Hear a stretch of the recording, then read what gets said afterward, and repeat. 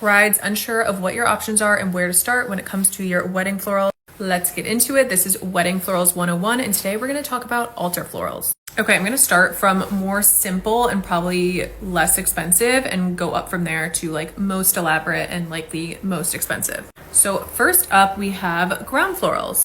Here you'll see 2 ground florals. This is a great option for couples who are getting married with a beautiful view. If you don't want to block that view, just doing 2 simple ground florals, a little sprinkle of your wedding flowers, perfect. Definitely probably among the more budget-friendly options.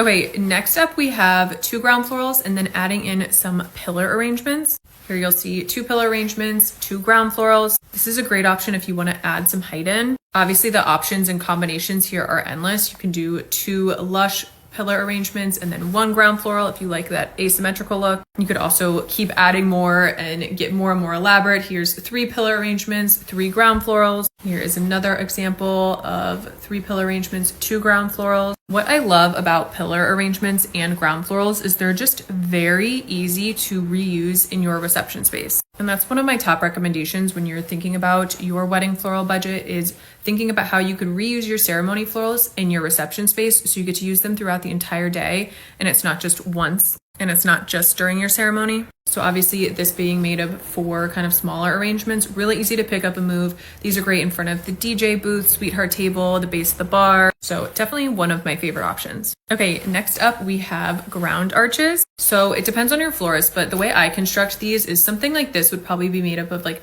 6 individual arrangements and then they're just arranged together to look like one continuous arrangement. And I personally love that because you can again pick them up and use them as individual pieces for your reception space.